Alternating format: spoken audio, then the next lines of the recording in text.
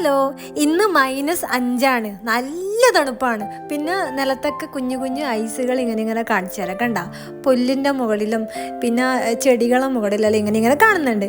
പിന്നെ ഇത് ഇനിയിപ്പം ഈ മാസവും അടുത്ത മാസം കൊടും തണുപ്പാണ്. അപ്പോൾ അതിന് മുന്നേ തന്നെ ഞാൻ നാട്ടിലേക്ക് മടങ്ങുകയാണ്.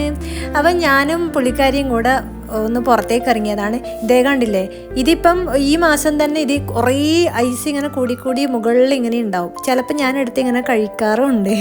നമുക്ക് ഫ്രഷ് ആകാശത്ത് നിന്ന് ഇങ്ങനെ വീഴുമ്പില്ലേ, മേഘങ്ങളുടെ ഇടയിൽ നിന്ന് വീഴുമ്പോൾ ഞാനത് കഴിച്ചിട്ടുണ്ട്. അങ്ങനെ ഞങ്ങളൊന്ന് ടൗണിലേക്ക് ഇറങ്ങിയതാണ്.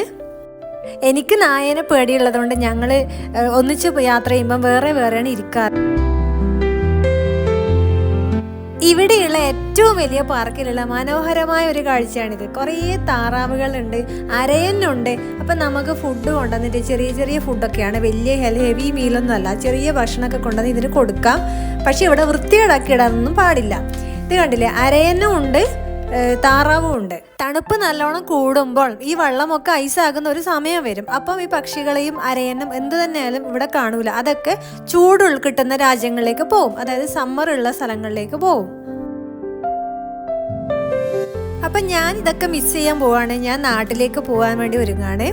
പിന്നെ ഇവിടെ വന്നതിൻ്റെ ഉദ്ദേശം എന്ന് വെച്ചാൽ, ഞാൻ പറഞ്ഞല്ലോ, എനിക്ക് ലൈഫ് ലോങ് വിസ ഉള്ളത് കൊണ്ട് എപ്പോൾ വേണമെങ്കിലും പോകാം, നാട്ടിലും നിൽക്കാം, ഇവിടെയും നിൽക്കാം, വരാം, പോകാം. ആ ഒരു ഭാഗ്യം എനിക്കുണ്ട്, സന്തോഷമുണ്ട് അതിൽ. ഈ പാർക്കിൽ വെച്ചിട്ടാണ് സമ്മർ തുടങ്ങുന്ന സമയത്ത് ഇവിടെ തീയൊക്കെ ഇങ്ങനെ കത്തിക്കുന്ന ഒരു ചടങ്ങുണ്ട്. അതായത് വിൻ്റർ ഏകദേശം കഴിയാനാവുന്ന സമയത്ത് കുറച്ച് മാസങ്ങളെടുക്കും.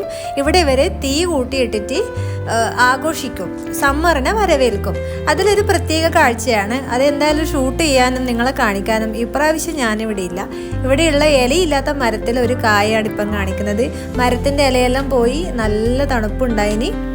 നമ്മളെ നാട്ടിൽ ഇങ്ങനെ കണ്ട് ശീലമില്ലാത്തതുകൊണ്ട് ഇവിടെ 8 വർഷം മുന്നേ ഞാൻ വന്ന സമയത്ത് എനിക്ക് ഇത് ഞാൻ ഏത് ലോകത്താണ് എന്നൊക്കെ തോന്നിയിട്ടുണ്ടായിരുന്നു. പക്ഷെ പിന്നീട് അങ്ങോട്ട് കണ്ട് ആകുമ്പം ശീലമായി. ചെറിയ പെൻഗ്വിനെ കാണിച്ചു തരാം കേട്ടോ.